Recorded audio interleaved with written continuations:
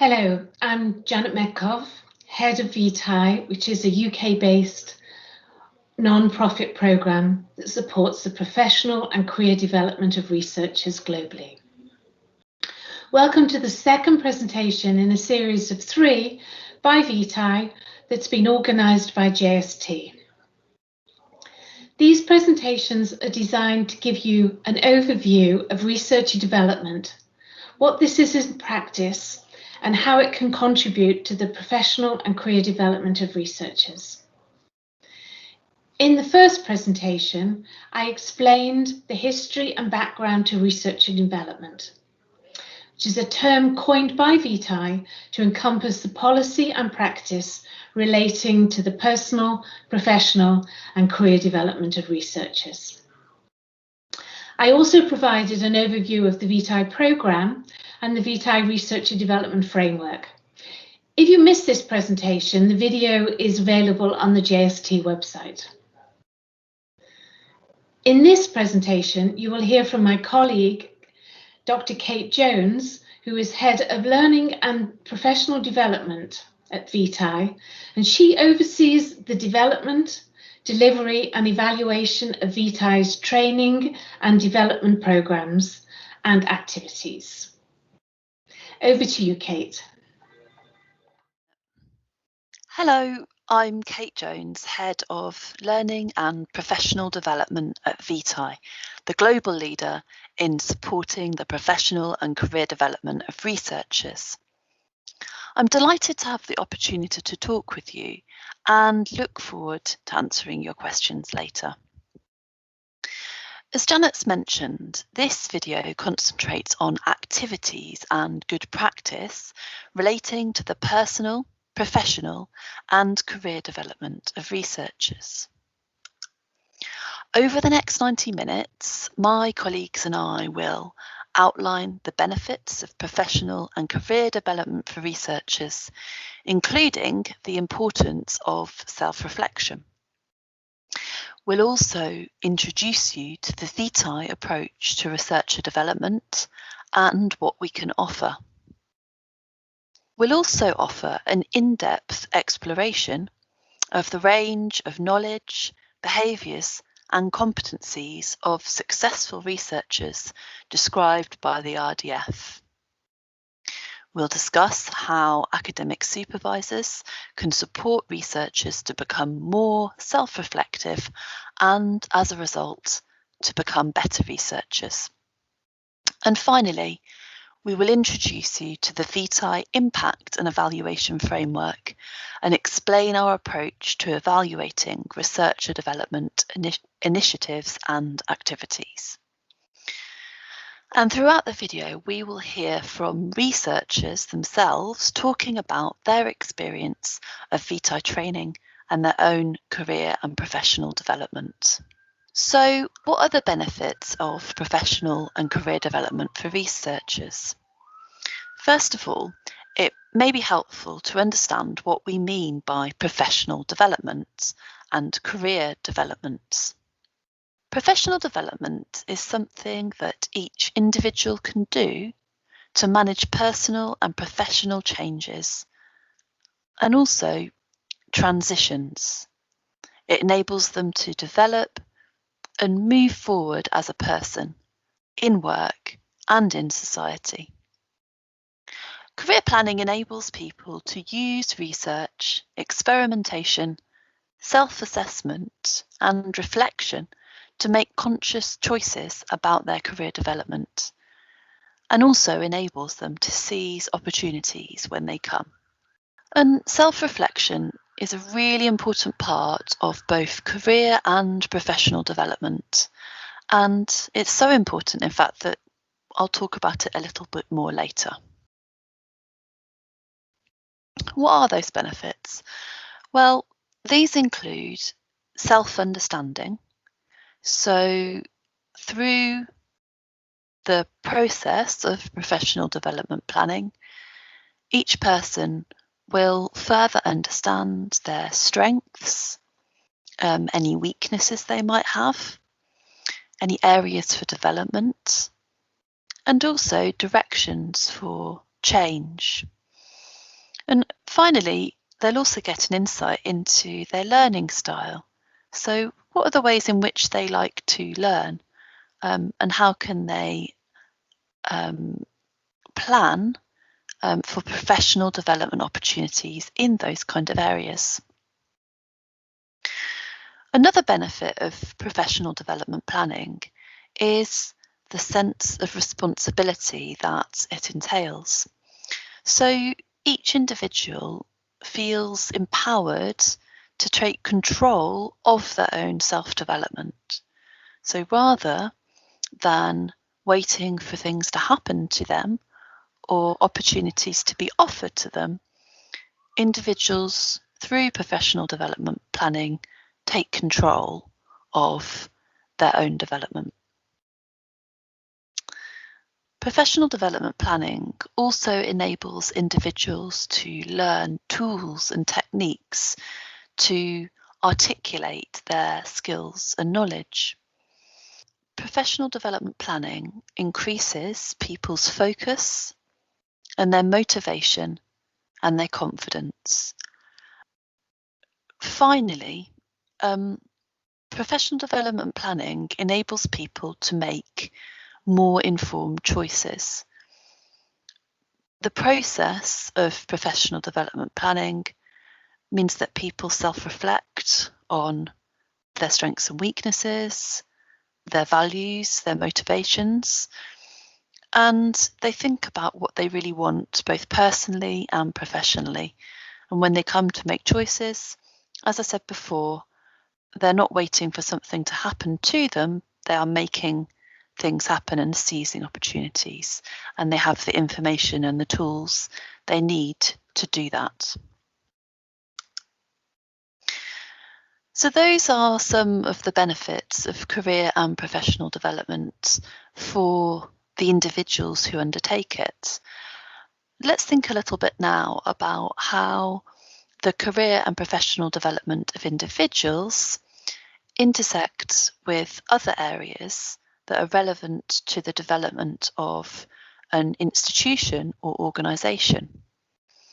So, for example, professional development planning for individuals can make a lot of difference to changes and improvements in the attitudes and culture of a particular workplace.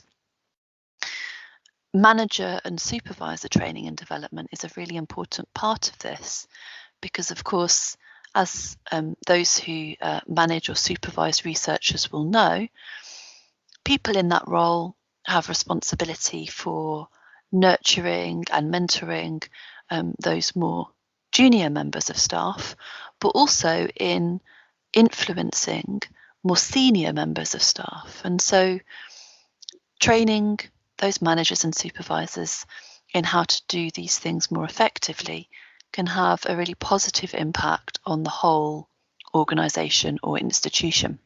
Another really important advantage of the career and professional development of individuals is that they are more supported in their well-being and mental health. So, as I'll outline for you in a moment, there's good evidence to suggest that people who engage in career and professional development activities demonstrate much more positive well-being outcomes.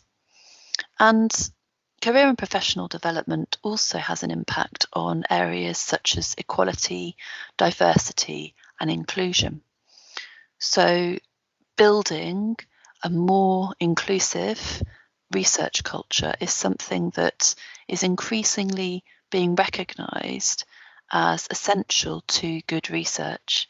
And studies have shown that when you bring together researchers from different backgrounds, different disciplines, these people have different ideas, different ways of seeing things, and bringing those people together can produce really excellent research outcomes, as well as, of course, as building a more inclusive organisational culture.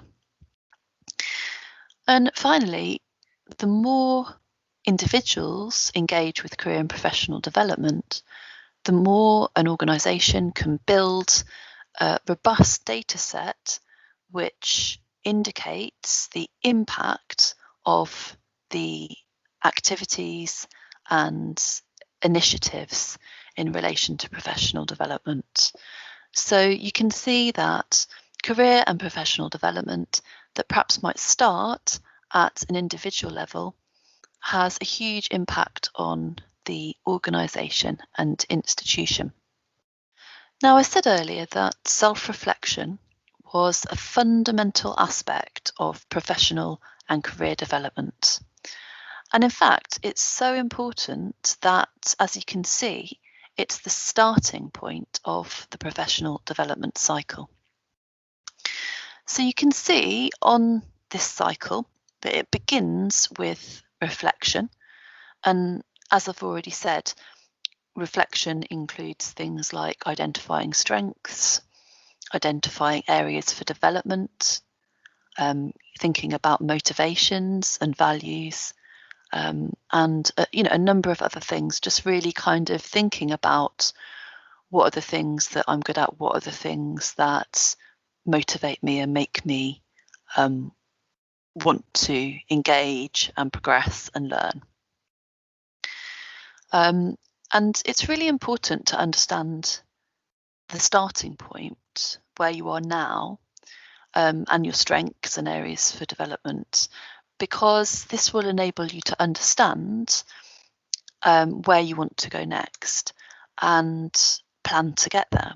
So you can see that in this professional development planning cycle, the PDP cycle, once you've reflected, you move on to the planning. And what planning would generally consist of would be setting an overall goal, or kind of a high level aim, or maybe 2 or 3 aims depending on the time scale. And then for each of these overall goals or aims, breaking it down into specific objectives. And those would be things that you decide that you're going to do by a particular time or in a particular way. So after you've done your planning, you move on to the action phase of the cycle. And the really important thing here is that you can see that action is the third stage in the cycle. So before people take any action using this professional development planning cycle, they are collecting all sorts of information and doing all sorts of planning so that the action they take is informed action. And this is really important because action that isn't informed and isn't planned can often end up not having as much impact as actions that are really well thought through and considered. So moving on to the fourth stage of the PDP cycle, this stage is all about reviewing and considering what has been achieved. So here again, reflection is important. So taking time after you've taken the action to reflect on the action, to review the action, and to really consider, well, how does this connect to the goals and objectives that I set in the planning stage? And thinking about what have you achieved, what have you learnt? And then you can see the final stage here is all about recording, and it says here creating a portfolio. And the reason it says that is because creating a portfolio of evidence is really essential, because for example, a couple of months after you've taken a particular action, if you haven't recorded what the achievement was, what the learning was, what you did and your reflections, then the results of that action may be lost. So that final part of the cycle where you record is essential before you move back into the beginning of the process of reflection. And later in this video, I'm going to use the PDP cycle again to take you through the process of benchmarking, prioritising, action planning, and evidencing using the RDF. Finally, I'd like us to think a little bit more about why self-reflection is so important. So reflective practice is a central element of effective professional development, and it has many benefits. So, for example, according to Helen Barrett, reflective practice can lead to deeper levels of learning. So we often talk about the idea of embedding the learning through reflection. So it's a kind of consolidation of learning.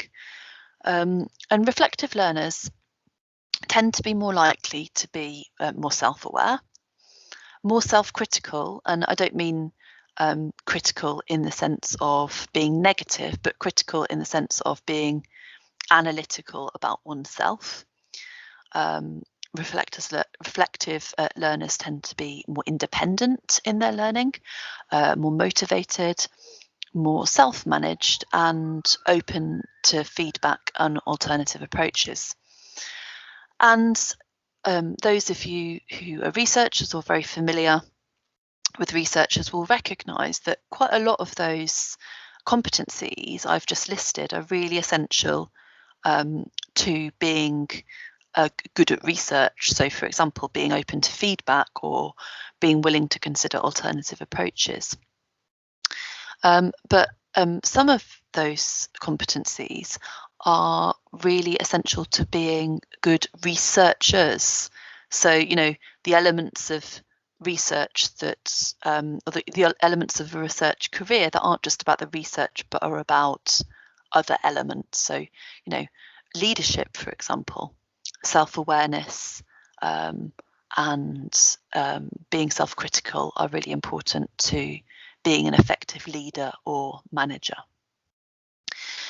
An impact study by the former British Educational Communications and Technology Agency, which is known as BECTA, showed that a person's level of achievement can actually be raised by engaging with reflection. So, as you can see, there's something about this process of reflection that enables people to be better in a number of different areas.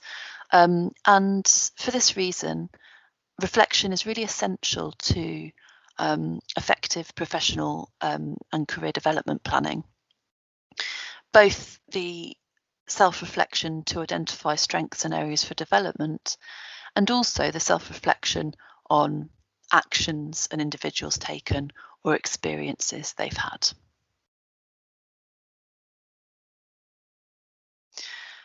So now that we've explored the benefits of professional and career development for researchers and the importance of self-reflection to professional development planning, I'd like to introduce you to the Vitae approach to researcher development training.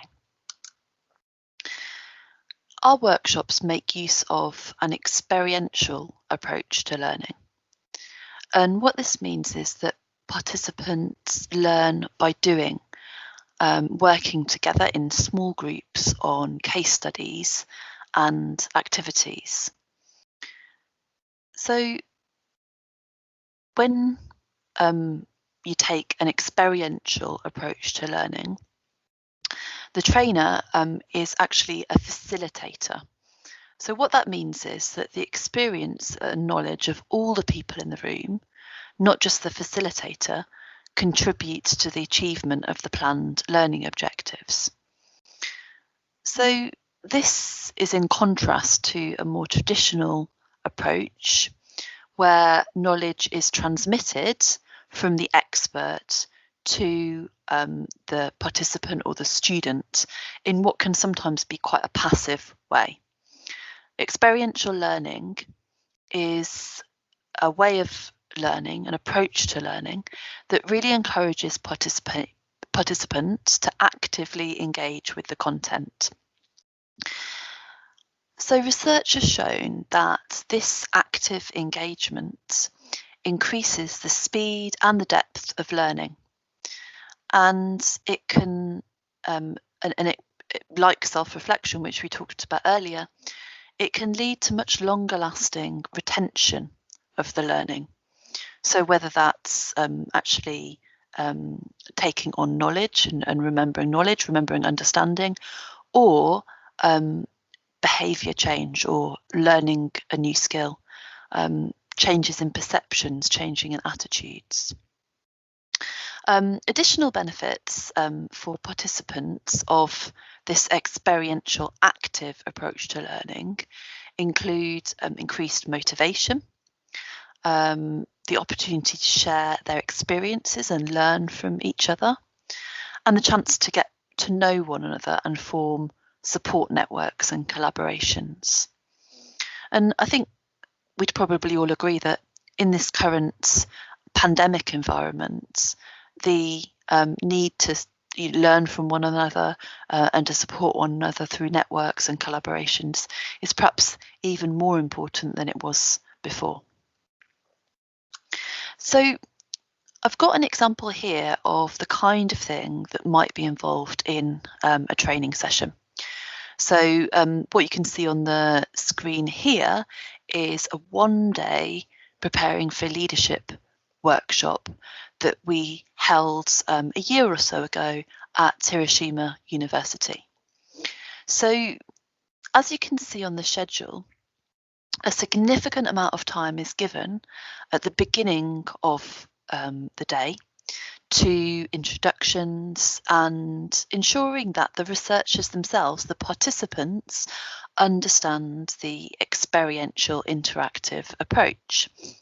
And it's really important to Vitae that all of the participants understand the approach that we take and feel that the room is a safe space in which they can share their thoughts and opinions and feelings. And part of establishing that the room is a safe space is building up a rapport between the facilitator and the group and the individual members of the group with each other. And you'll probably also notice, looking at this schedule, that much of the activity in this workshop is done either in groups or in pairs. So people aren't sitting in silence, just listening to the instructor giving them information. Although, there's some of that.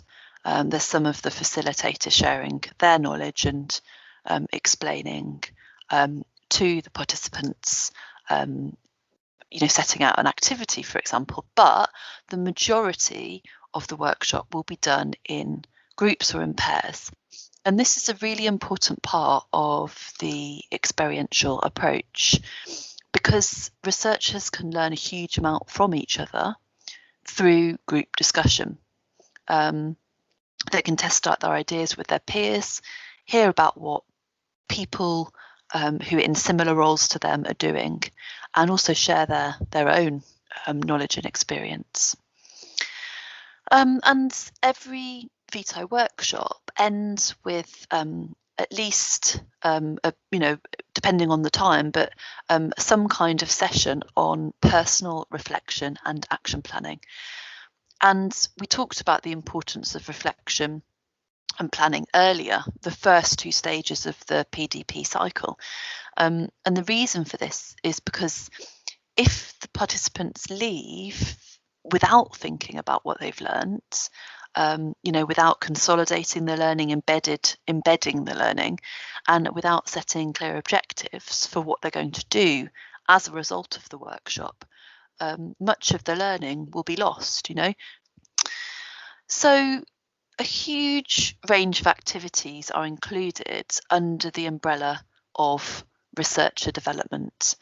And these include, for example, facilitated activities, so activities that are led by a facilitator or a trainer, for example, workshops or webinars. but then also peer-led activities. So those are ones where researchers learn from each other, and also individual self-directed learning. So that's where people learn by themselves and they choose their own learning pathway and direct themselves through that. So often Vitae programs use what we call a blended learning approach. So this will use a combination of 2 of these types of learning, or maybe 3 different types of learning. So often facilitated learning and peer learning, or facilitated and self-directed, for example. And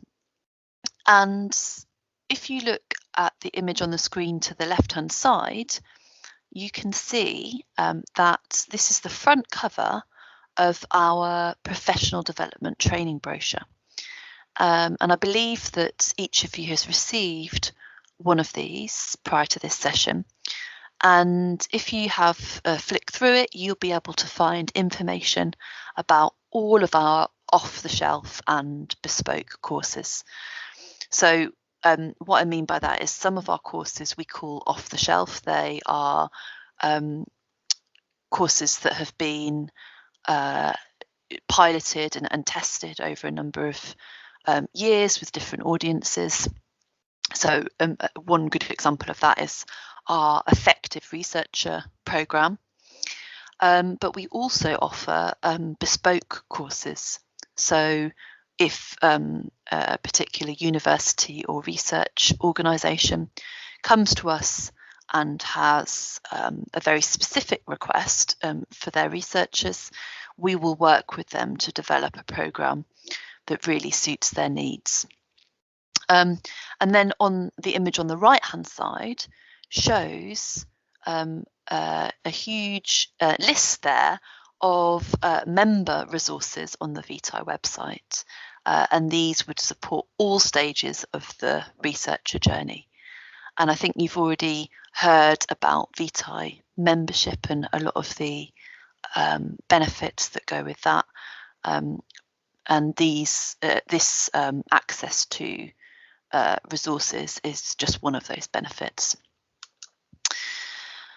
So in the current climate of the COVID-19 pandemic, online delivery, as we've all experienced, has become more important than ever.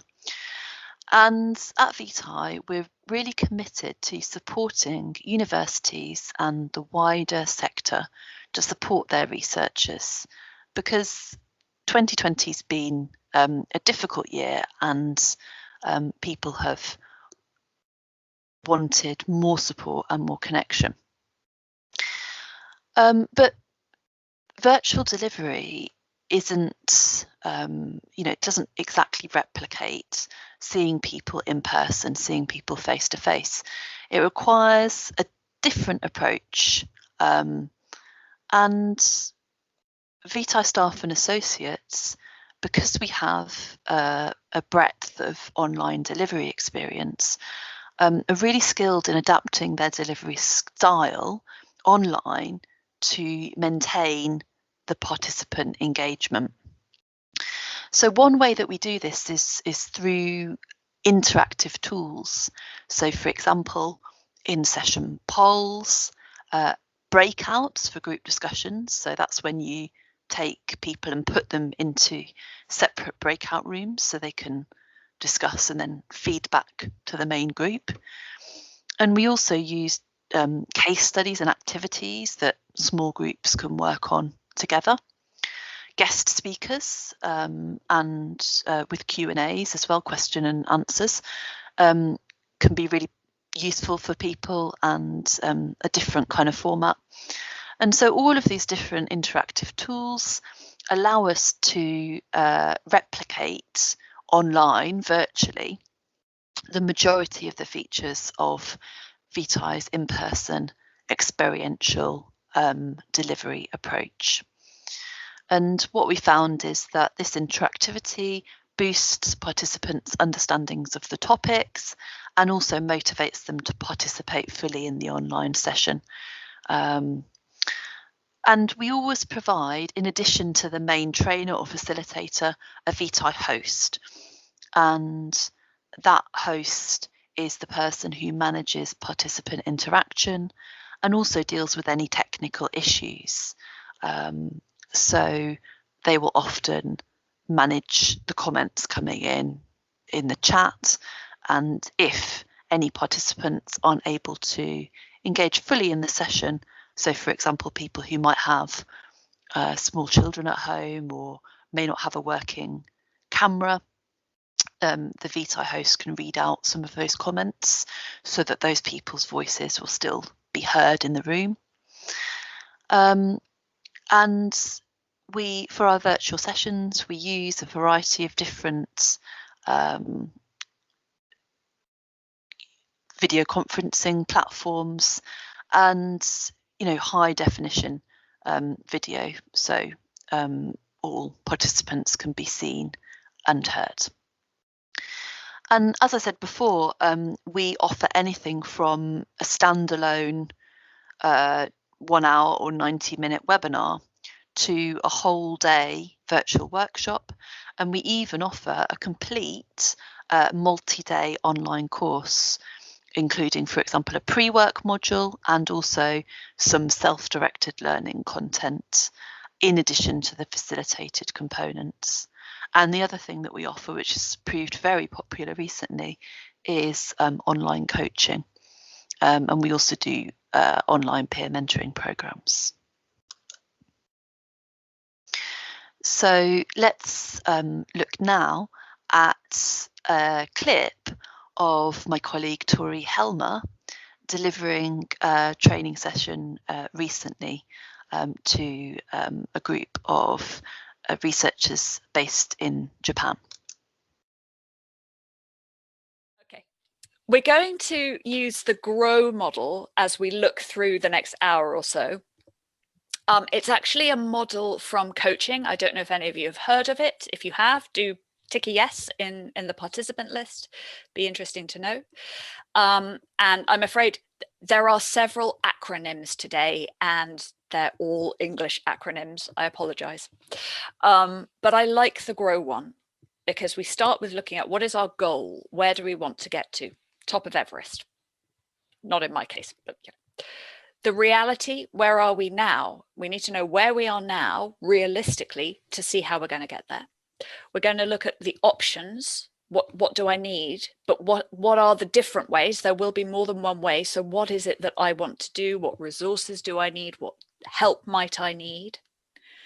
And then will, a little bit of a stretch on the word there, but what am I actually going to do?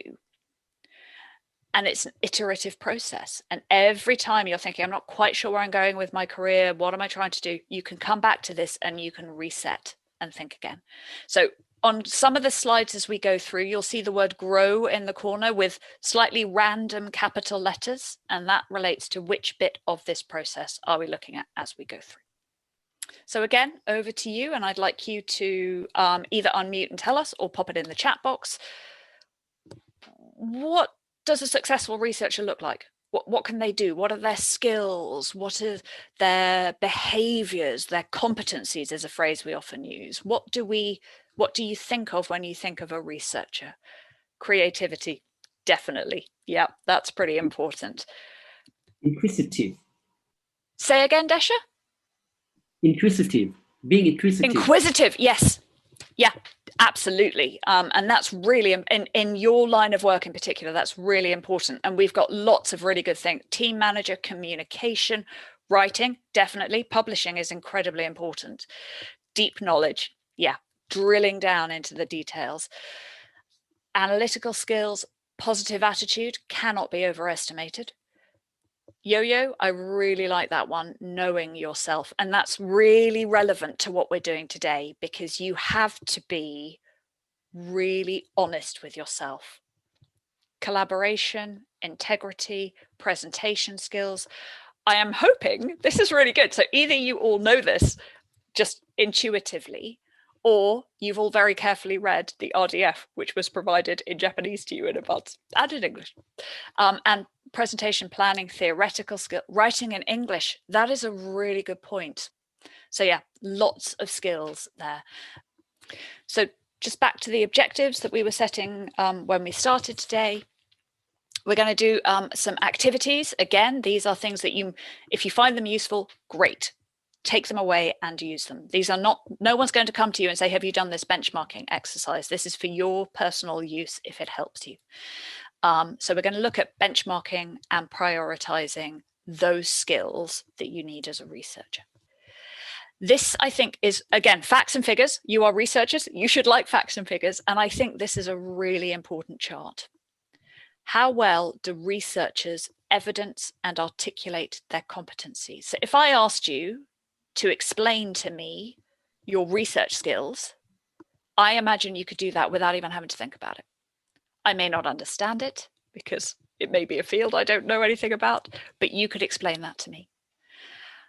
But your ability to articulate your communication skills, as a rule, this is a piece of research that is a few years out of date now, but the point is still valid. Not very good. Also not very good at communicating people skills. That is not the same as saying that researchers don't have people skills, but they can't explain them. So if I were to say to you, give me an example of a time you've dealt with a difficult colleague or you've had to handle an awkward work situation, do you have an example to hand that you could give me? Just bearing in mind that people are interested in that, and that is not, that is relevant in research as well as in other areas of work that you may at some point decide to apply to. People care about whether you can manage a team. I think it was Mingbo earlier who was saying he is managing a team. So when it comes to managing that team, they are probably very interested in his research skills, but they're also probably very interested in his management skills. So I'm sorry, my last acronym of the day. And Rachel, if you could start popping people into pairs, don't send anyone anywhere yet, but the STAR technique. This is a way of articulating your evidence. So what was the situation? So for example, if I was saying I achieved a grant funding. So what did I want it for? What was the fund? What was I applying for? What did I do? Oh, I wrote a document. What exactly did I put in that document? What was I trying to achieve? What did I do? So the reason why we say that, what action did you take, is because it's not about what other people did at this point. You may have worked as part of a team, but when I'm employing someone for a job, I want to know what they did, not what everyone else did. And what was the outcome? And it doesn't necessarily have to be a good outcome as long as there was a good learning point. So an example, you may be asked at a job interview for an example of where you failed at something. But as long as you learnt from it, that's fine. So many researchers like to learn according to their own schedule and interests. And lots of researchers choose to use online materials, so web pages, videos, and podcasts, and they engage in informal, self-directed learning. Although, of course, others might choose to take a more formal online course. And Vitae offers a series of researcher booklets on topics such as leadership, creativity, and work-life balance. And each includes information and activities that can be used as a standalone resource, so by individual researchers, or as part of a workshop or a wider programme. And another popular tool that researchers like to use is the Vitae RDF planner, and later on I'll tell you more about this. So thinking back to the booklets, one of our most popular booklets is The Balanced Researcher, and you can see the front cover of that on the screen here. And this has strategies for busy researchers, including specific actions that will impact positively on work-life balance. And so I've got an example here for you. You can see a page from the booklet which has got a really clever visual exercise that enables researchers to understand their own balance, prioritization and time management. So you can see that this exercise could be completed by individual researchers. If they get handed this booklet, they could go back to their office or at home and complete this exercise, or it could be completed during a workshop.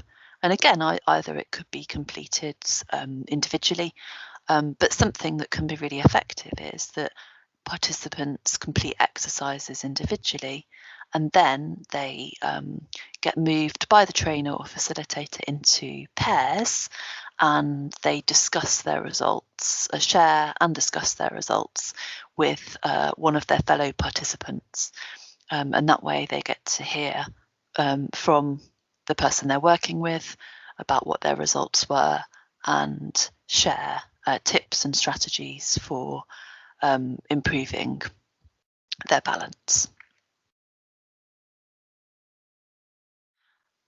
The Vitae approach to researcher development is underpinned by our Researcher Development Framework, the RDF for short.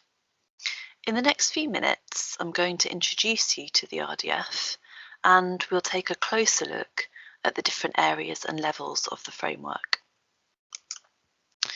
So this is the Researcher Development Framework, or RDF. It describes the knowledge, intellectual abilities, professional standards, personal qualities, behaviours and skills of successful researchers. The RDF has 4 domains. So you can see domain A here in blue is knowledge and intellectual abilities. Domain B in purple is personal effectiveness. Domain C in green is research governance and organisation.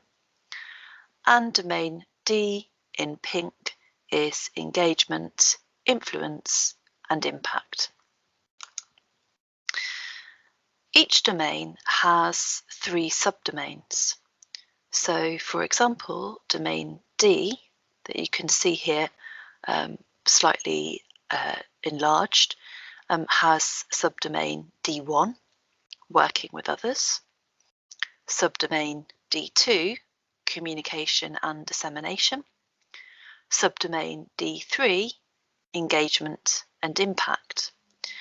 And within each subdomain are several descriptors, and there are a varying number of descriptors in each subdomain depending on which one it is. So overall, throughout the whole research and development framework, there are 63 descriptors. The RDF was developed in response to the question, what does a good researcher look like? And the simple answer to that question is that being a good researcher is about more than just research. So many researchers, especially those just starting out in research, may find it difficult to understand what a good researcher looks like, even if they understand, or they're starting to understand, what constitutes good research. And they may also struggle to articulate their strengths and skills as a researcher. So let's hear now from one of the Japanese researchers who attended the Vitae training this year about what he learnt about being a good researcher. I'm originally graduated from medical school. I'm a medical doctor, and I completed my training as a cardiologist in Japan. And after that, I kind of decided to do more on molecular biology. of the heart. So I entered the PhD course of the University of Tokyo, and I'm now almost about to finish my whole PhD course in this University of Tokyo. I have my thesis defense next week. Well, the reason I decided to get involved in the training was that well, I started doing research as a PhD student, and well, as I work on my actual research, I wasn't very sure about what constitutes a good researcher. Oh yes, the key things that I learned from the training was that I was able to confirm that I had to pay attention to things outside the research. I mean, I know how to do my research, or I'm trying to learn how to do my research, and I get training for the research itself, but I don't really get much of the training for something that's outside of the research, but something that you have to learn to become a researcher. So yeah, that was the key thing, the thing I had to pay attention to something other than research. The thing that I enjoyed most was that I got the chance to have conversation with the other researchers, other participants, and what was most enjoyable was that many researchers around the world and foreign researchers in Japan are also struggling with this, something like myself. So I kind of felt encouraged and enjoyed having conversation with the other researchers. I would recommend the training to other researchers, especially in Japan, because I'm not sure about these kind of professional development training in other countries, but especially in Japan, we don't have much of these kind of courses. And Japan is traditionally like the training method itself is more like something like a family recipe, like the PI trains the postdocs or the graduate students, and that's kind of transmitted directly one by one. And the postdocs or PhD do not have much opportunities to get educated by someone other than your PI. And well, of course, in terms of research, that's very important, but I think it's always important to listen to other people's opinions and what other people think. So yes, so especially in Japan, I think these kind of training is very important and useful for researchers. Yes. All the things that I have to work on is on the RDF. And the next thing I have to do is I just have to pick from all the details, which I have to do right now. Occasionally kind of revising the RDF would be very useful to kind of renew my ideas and get back to the RDF and decide what to do right now. And if I get lost, then I just have to get back to the RDF and or which one was I doing right now? And yeah, so I think it's very useful. So the fact that being a good researcher is about more than just research is reflected by the structure of the RDF. So domain A, which is there in blue, describes the knowledge and intellectual abilities that are needed to do research. And this is the area that most researchers get training on in their university or research institute as part of their doctoral training and also as postdoctoral researchers. But as you can see, there are 3 other areas of the RDF that describe knowledge, personal qualities, professional standards, behaviours and skills that are also essential to becoming a good researcher in a broader, more holistic sense. And those include personal effectiveness, research governance and organisation, and engagement, influence and impact. And a useful way to think about these different areas of the RDF is using this T-shaped model. And I think that my colleague Katie Wheat shared this with you in the previous video. So what you have here is the kind of typical view of the researcher as the specialist. So you see that looking at the researcher in this way, they're an expert, they've got deep expertise in one particular area, so often a kind of functional or a disciplinary skill, and they've developed this during the course of their research, so in their school or department or research group. But this researcher, although they have this deep knowledge and understanding, is not necessarily able to demonstrate skills and expertise in other areas. So this second model represents another way of looking at a researcher. And this way of looking at a researcher is much more common today. So here the researcher has both their deep functional and disciplinary skills and expertise, and they also have, across the horizontal axis there, a broad range of transferable skills. So those are skills that are valuable not just in research but across all sectors.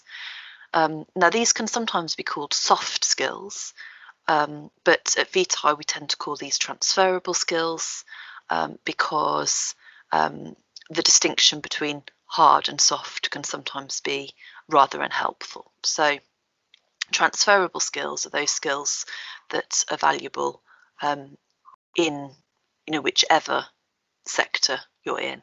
So things like, for example, communication, team working, enterprising behaviour, project management, time management, leadership and perseverance.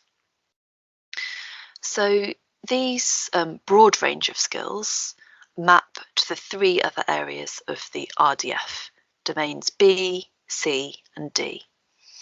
And the descriptors in these domains describe all of the competencies, qualities, knowledge, behaviours that are essential to becoming a good researcher in that kind of broad and holistic sense. Now, in terms of how researchers develop some of these broad skills during the course of their research, many of them will be developed in their school, with their doctoral supervisor, for example, in their research group, working with other researchers, with their PI. But other of those skills will need to be developed via researcher development training activities. And these tend to be coordinated more centrally rather than being in a department or a school or a research group. These are often delivered more centrally by career or researcher development teams, if those exist within universities and research organisations.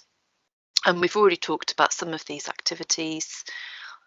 These include workshops, online courses, one-to-one sessions, skills sessions, and also things like wellbeing initiatives. Now, the RDF is a very comprehensive framework, and it may be overwhelming to those seeing it for the first time.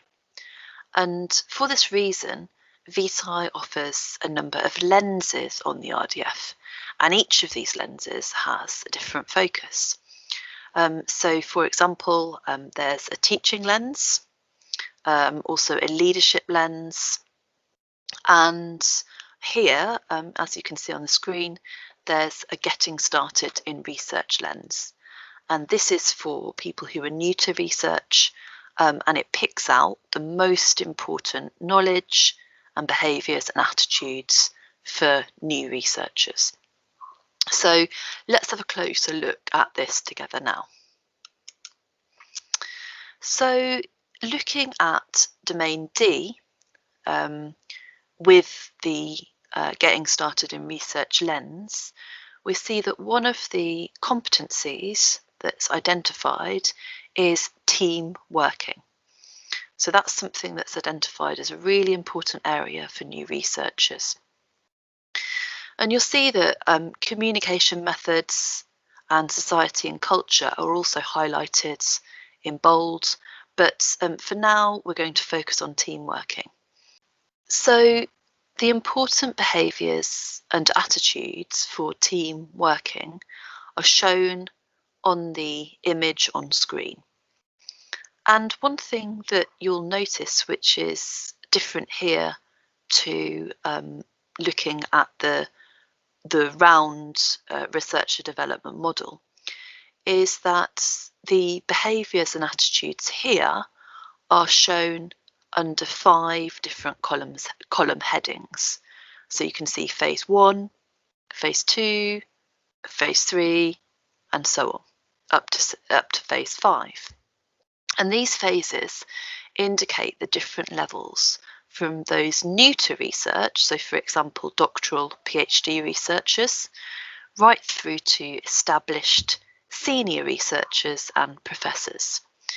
And each RDF descriptor, you remember I said there were 63 of them, each of the 63 RDF descriptors is mapped across up to 5 phases. And the reason that the RDF works like this is that it can be used, so it can be used as a tool by researchers at all levels.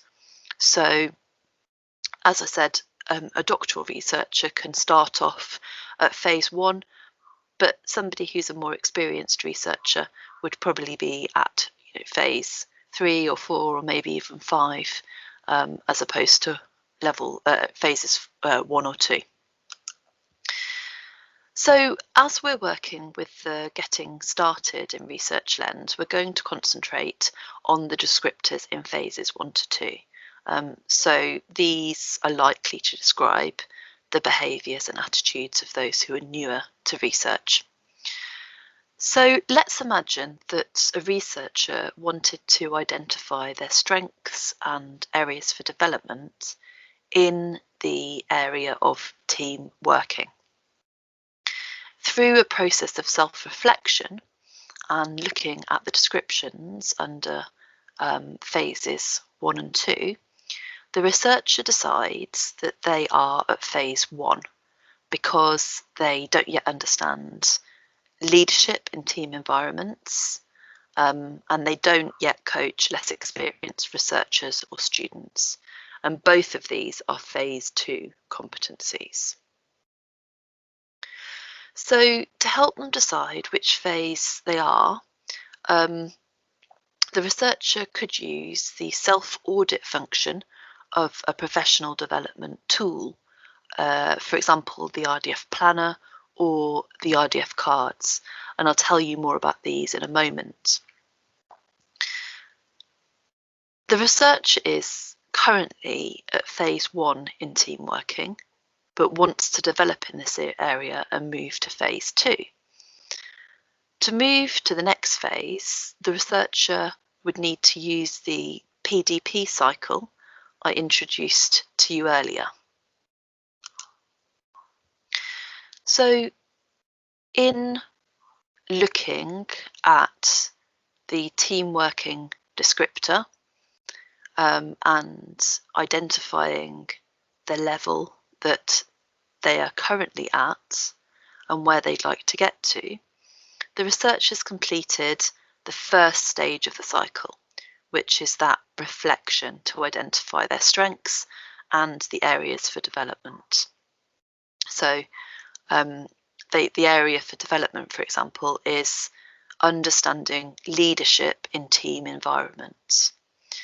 So what they need to do next is do some planning of their next steps. So what is their goal? What is their priority? So the priority is to gather some knowledge, understanding, input on leadership in team environments. So the researcher could plan to, for example, do some internet research on managing a team. They could talk to a colleague who's in a leadership role about running the team. They could shadow a colleague who's a team leader, shadow them for the day and see how they deal with leading and managing a team. And those are just some examples of the kind of actions that the researcher could plan to take. And once the researcher had carried out the action, the next stage would be, as we know, to review, to reflect on what they've learnt and what they've achieved, and to record this learning and achievement using a professional development tool. So making sure that they complete the professional development planning cycle by recording the evidence using a professional development tool. And I've mentioned this before, but an example tool is the Vitae RDF planner, which I mentioned, as I said earlier. So the RDF planner is an online career and professional development planning tool that enables researchers to take control of their development. Researchers can use the RDF to undertake a self-audit, so to understand where they are now, to identify their career expertise and capabilities, to identify and focus on areas for development, and to record evidence so that they can showcase their achievements, and also to monitor their progress against their objectives and make a career plan. The image on screen shows the home page of the RDF planner, and you can see that there are different sections, including making an action plan, evidence logs, reports, and useful links. So you can see that it's not just about recording what they did, but actually recording the evidence of what they learned and how they improved. So now that we understand what the RDF planner can do, let's listen to a doctoral researcher speaking about their experience of using the planner. My name is Carolina Orrego. I come from Colombia and I'm doing my PhD in International Political Economy at King's College. My research at the moment focuses on international regimes and the emergence of the Aid for Trade initiative, especially its effects on least developed and developing countries. I heard about the planner on my university's brochure for research development, and I found it very interesting, so I went to the website, I watched the videos, went through information, and I decided I wanted to be part of it. My view regarding professional development planning is that it's very important because nowadays we researchers face a very competitive environment, and consequently it is necessary to build different sets of skills and resources at different levels within your knowledge, your personal skills. So I think it is very important.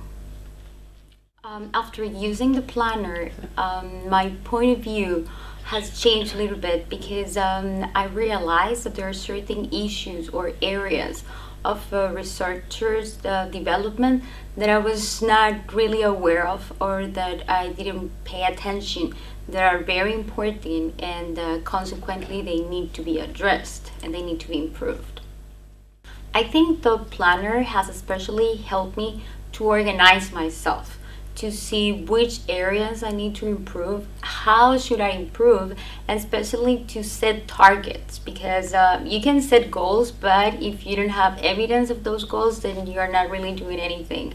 So it's helping me to organize myself better, and I think that has had a real impact on the way I'm conducting my work.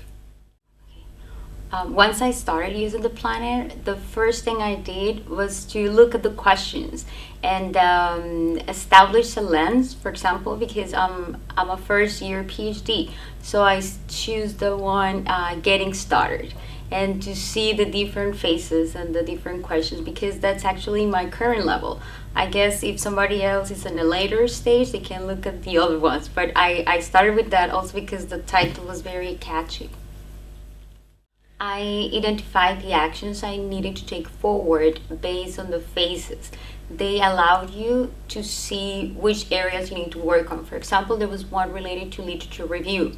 Where are you standing? So I decided that I should increase the number of sources, the number of journals I was using, and select the right information for my research. One of the interesting things about the planner is that you can upload your evidence of improvements. In that case, it's also related to your self-management, because for example, I was trying to improve my literature review, so I uploaded the new sources and the most important ideas I got from those sources that will help my research. And basically, a long time you can keep track of those evidence, and you can work on them. You can upload new evidence for every single activity that you have already designed. I will continue using the planner because I find it a very good organizational tool. So it doesn't matter which stage of your research you're in, it will always help you. Another tool that researchers can use for professional development is the Vitae RDF development cards. The Vitae RDF cards have been designed to support researchers with identifying their skills and planning their professional development. The cards can help researchers to work with the Vitae RDF to enhance their development in an enjoyable, structured and personalised way. The cards are based on the Vitae Researcher Development Framework, and they support researchers in trying to become more self-aware and answer questions such as, where do my interests lie? What do I enjoy doing? How do I develop in areas required for the next step of my career?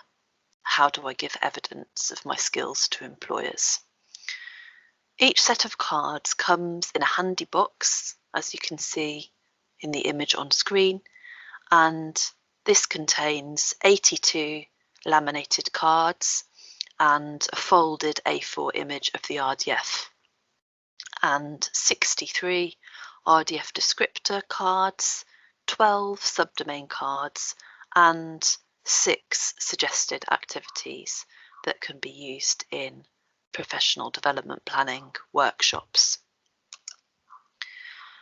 So the cards, as I've said previously, can be used individually, and they can also be used in group activities to help researchers explore the RDF in detail. And here's a close-up example of one of the activity cards that has an exercise on articulating evidence, and trainers can use these types of activities with groups of researchers. So you can see here that groups of researchers are working together to use the RDF cards to understand the researcher development framework further and identify strengths and weaknesses and areas for development.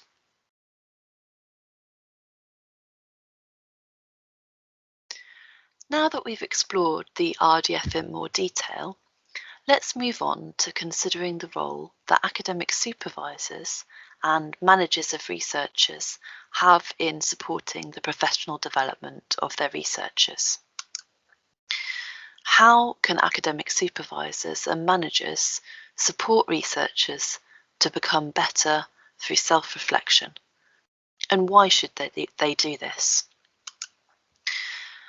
Let's start with the why. Why should supervisors and managers encourage researchers to engage in professional and career development?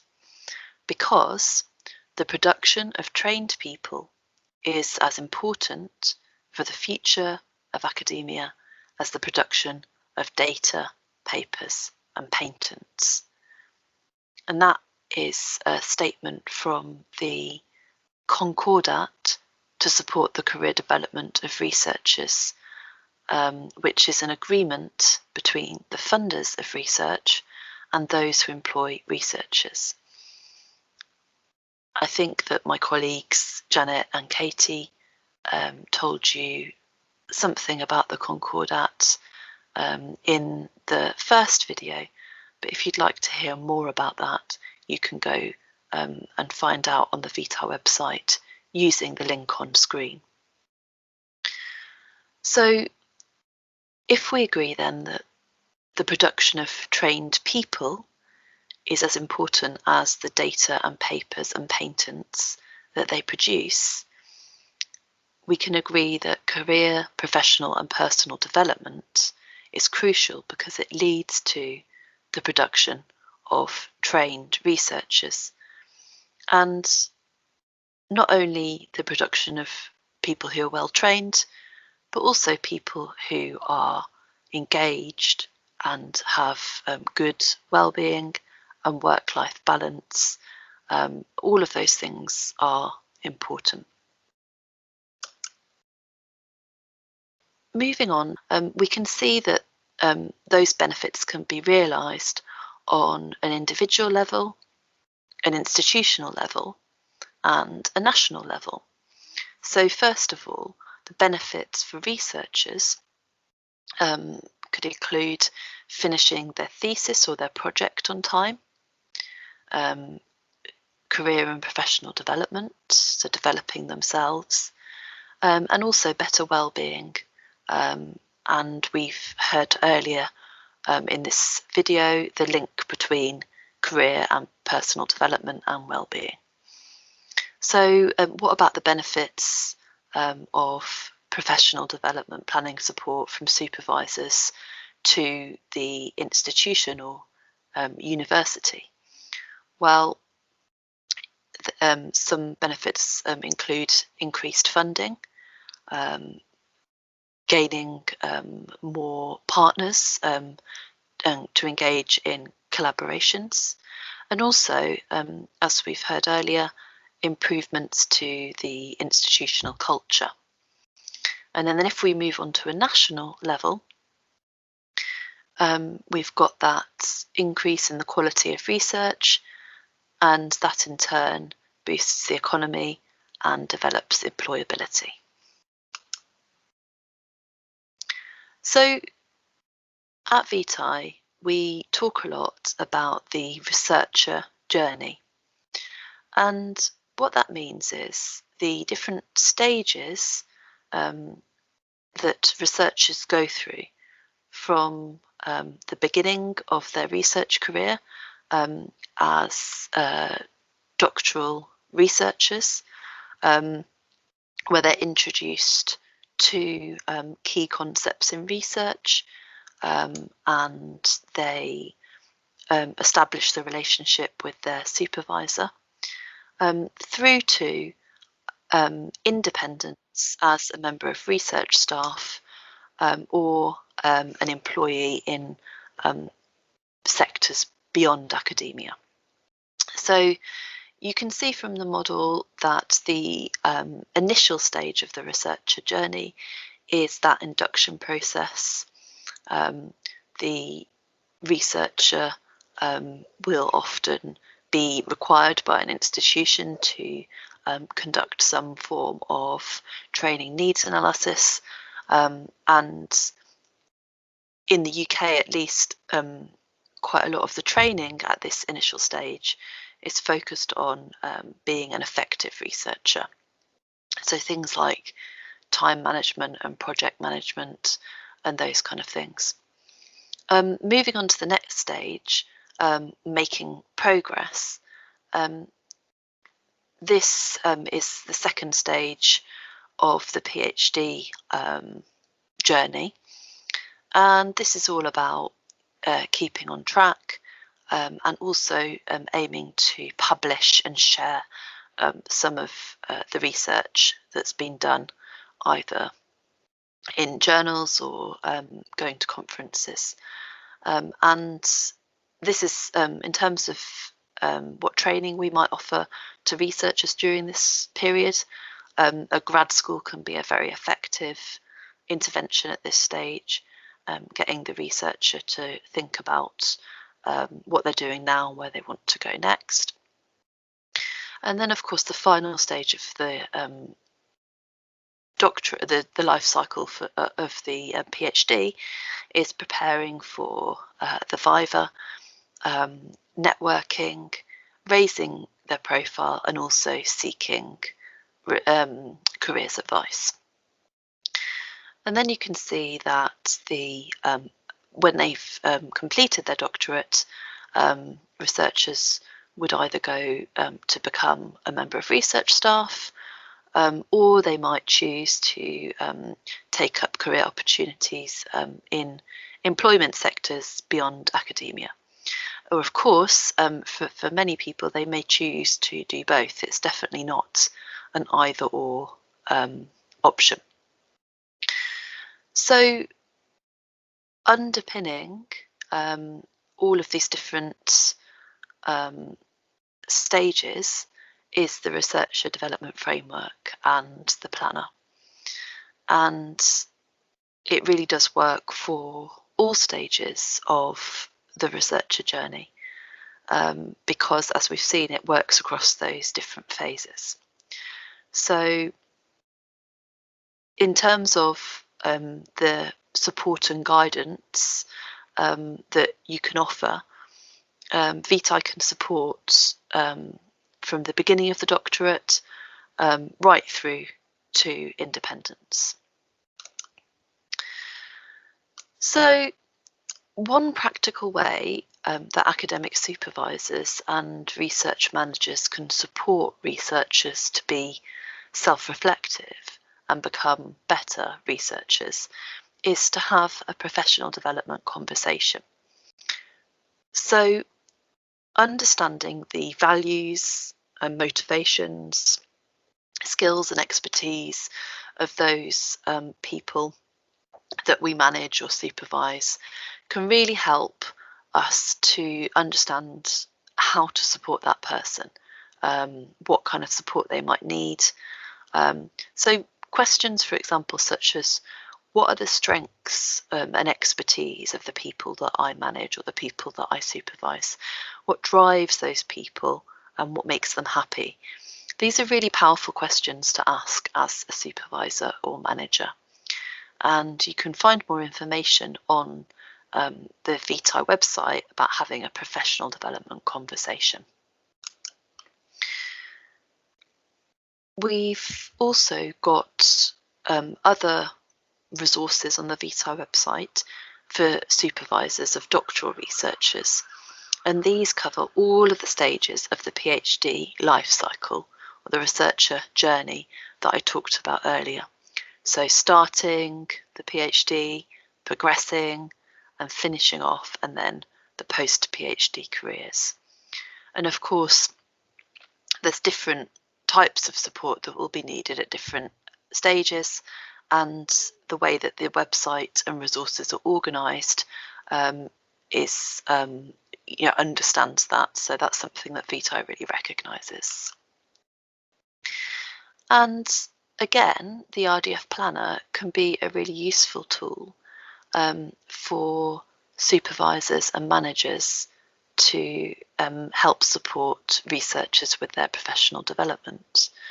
So researchers are able to complete, using the RDF planner, a self-audit of their strengths and areas for development, and then they're able to download the data in a range of formats to use in meetings with their supervisor or manager.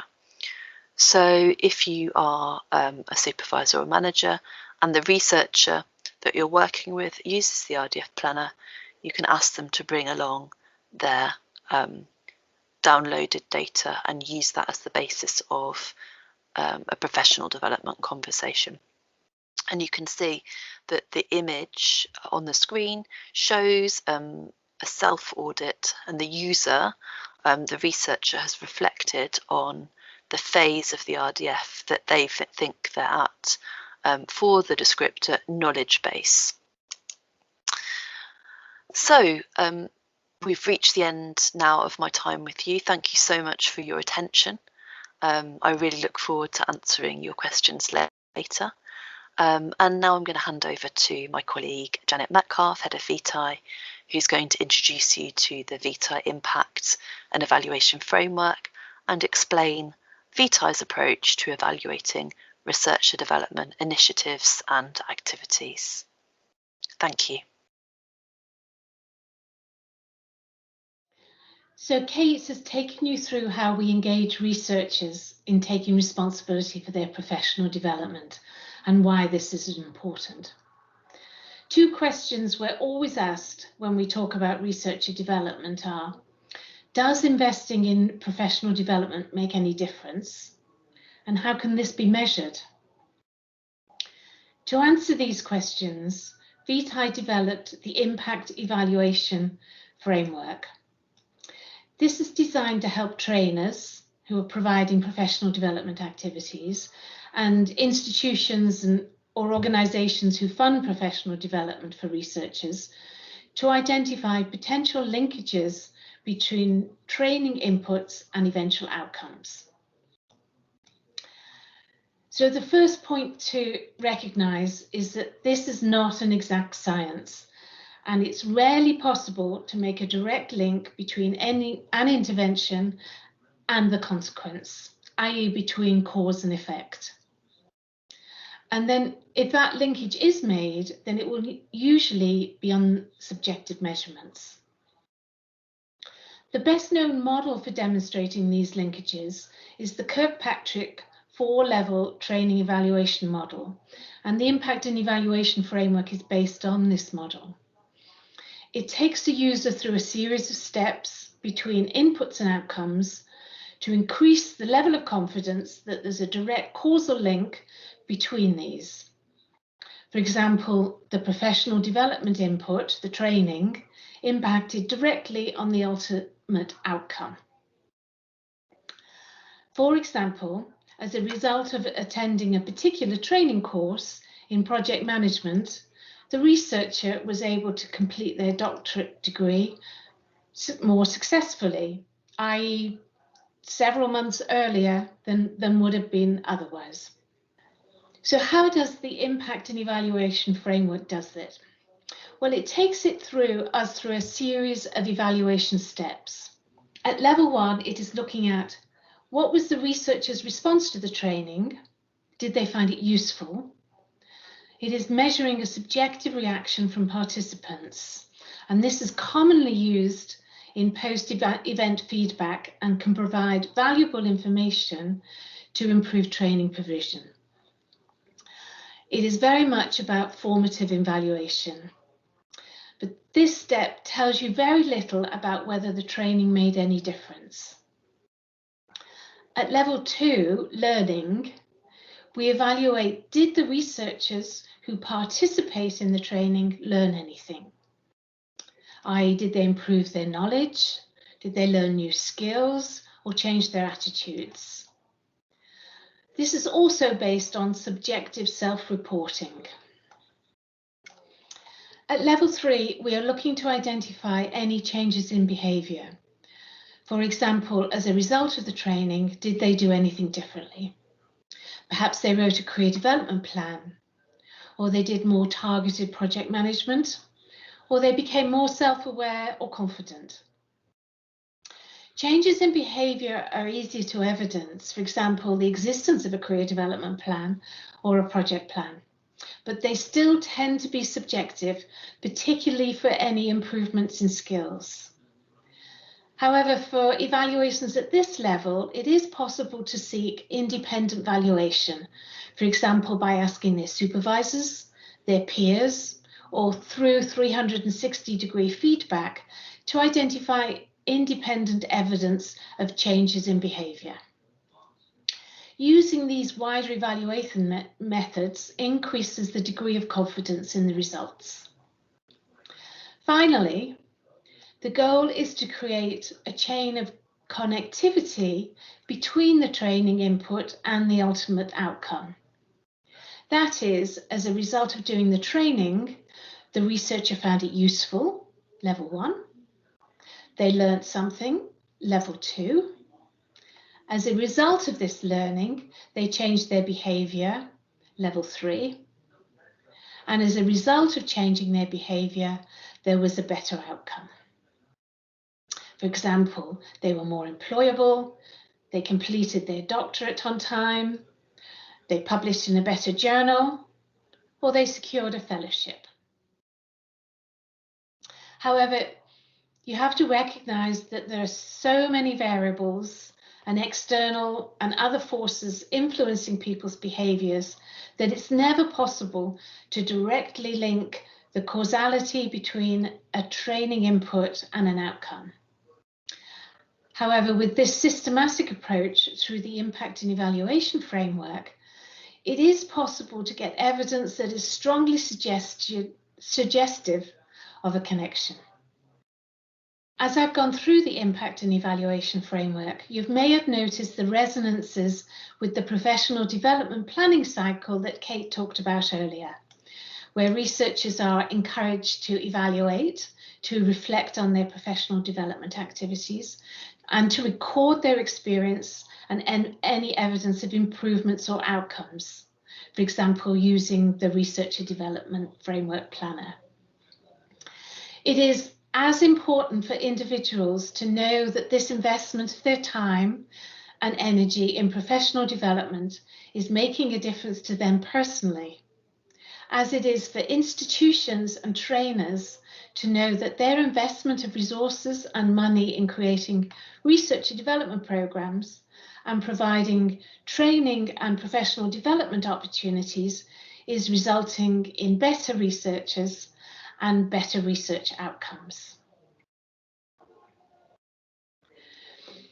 Evaluation work that we have done previously with UK universities has created a body of evidence at all the different levels of the impact and evaluation framework that strongly suggest that investing in professional development of researchers improves their doctoral degree outcomes, their success in applying for fellowships, and their wider employability. Within this presentation, Kate has taken you through the benefits of professional and career development for researchers, the Vitae approach to researcher development, and an in-depth exploration of the Vitae Researcher Development Framework. She's also shown you the critical role of supervisors in encouraging researchers to become better researchers through self-reflection. And I finally finished with the importance of evaluating the impact of researcher development. I hope that we've given you some food for thought, and Kate and I are both looking forward to hearing your comments and responding to your questions. Thank you very much for your attention.